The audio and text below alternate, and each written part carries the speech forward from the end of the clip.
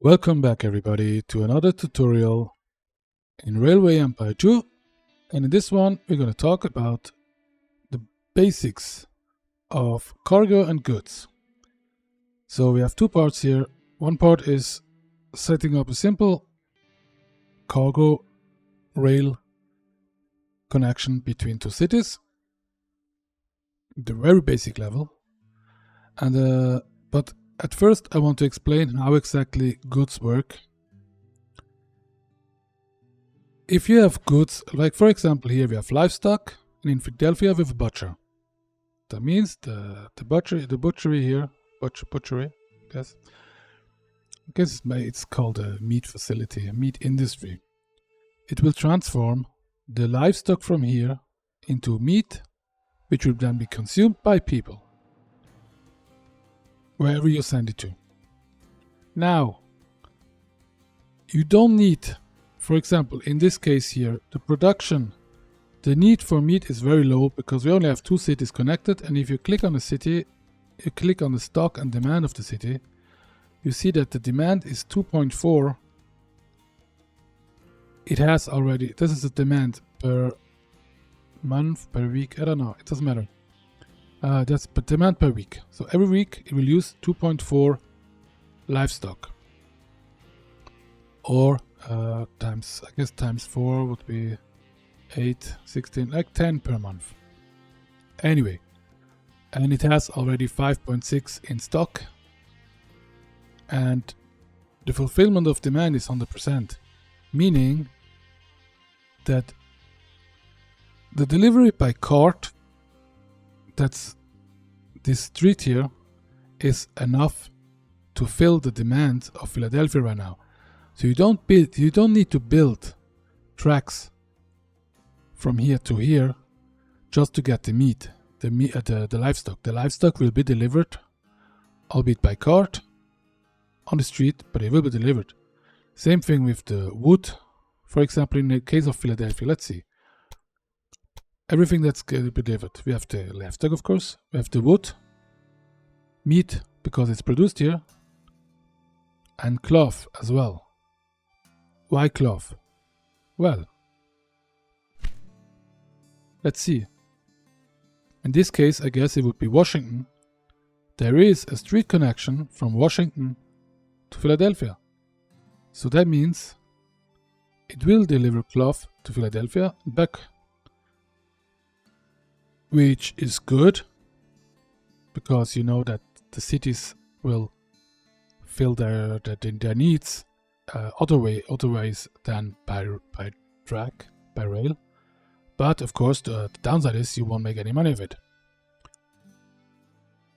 So while you don't need to build tracks in the beginning anyway to get the resources from the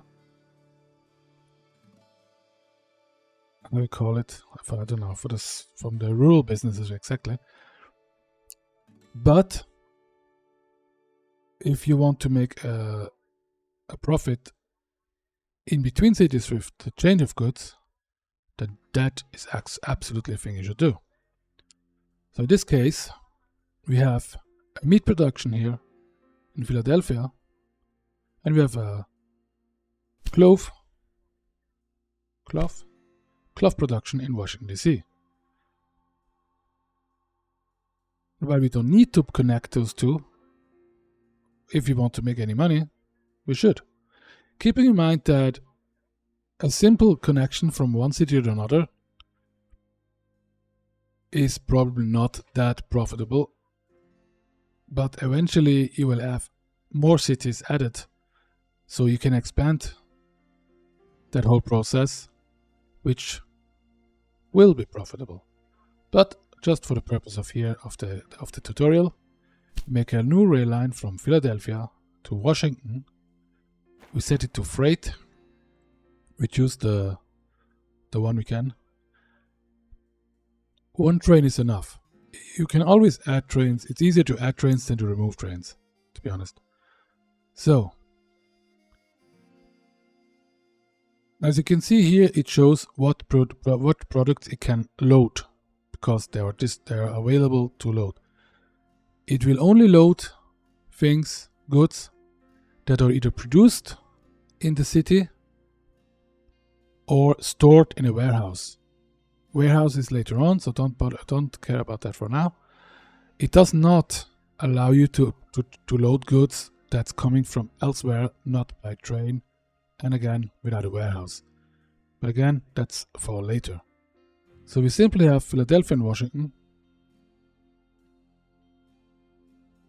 And all you would need to do is confirm, right? But now, to avoid, I'm going to add another information to which you can use and apply for later. To avoid that you have empty trains going back and forth. For example, the first train from Philadelphia, when it starts, it will load 8. It will fill the whole train with meat, 8 cars, and bring those to Washington. In Washington, it will load 8 cloth, and bring them to Philadelphia. Now, if you remember, no, move this. I'm gonna reclose this. Yes, I will do it well. If you look in the how much is the demand, you will see that cloth is 0.2 per week. So use 1 cloth per month. See what I mean? So 1 train will be enough to fill 8 months at this rate. The city will grow, the demand will rise, of course, but still it will only rise slightly for quite some time. So you don't need that much cloth in Philadelphia or meat in Washington. So to circumvent this problem, I'm going to add this again with the freight and everything. There we go. Now we can add in Philadelphia. For example, here, this is the tracks we want to use. Now, since we only have these 2 stations, we don't have to bother with adding anything. We have the passenger train who is on track number 1. That's why that's 10%. The first track is used 10% because it has 2 trains running through it. Because every train would be 5% in this scenario here. So to avoid waiting times on this track, we select track 2, voila, and we set the number of wagons to minimum 1.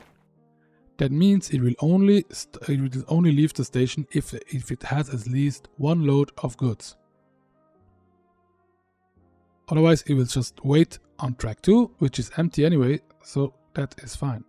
I'll confirm this and do the same in Washington DC. Here it is the track 2, the passenger line, so we go track 1. 1 track. Okay. Now we can confirm. Now we can see what will happen. Like I said, it will load the maximum of meat it can. And it will do this. The thing is, it will load the maximum of goods it can to send from one place to another until the stock in the city is full. Now, somehow, it doesn't say how much it can actually. Yeah, that's.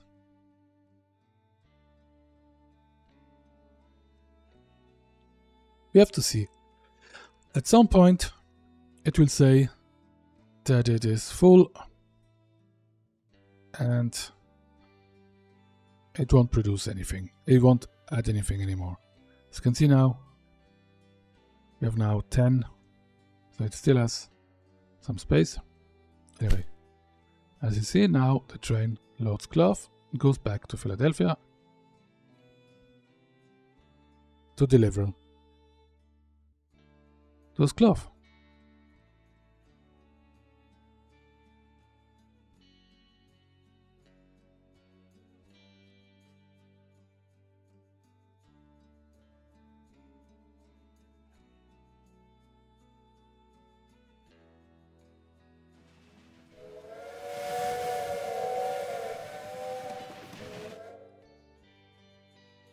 And as you can see now, the train with cargo is a lot slower.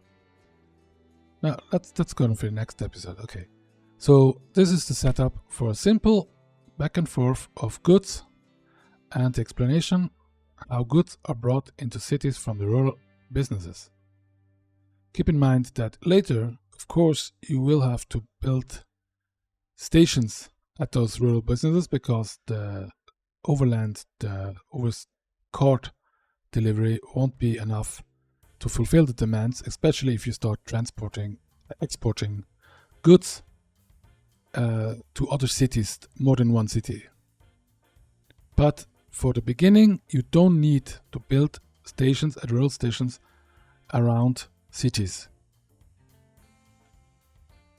Only once you have to bring goods from further away will that be necessary. So that's this for this tutorial. In the next tutorial, we're going to make our trains, our connections more efficient. Because like I said, the cargo lines are slower than the freight trains are slower than the passenger lines, so they will eventually slow them down. And so to avoid this, we'll do something different next tutorial. So thanks for watching, and yeah, see you back in a second.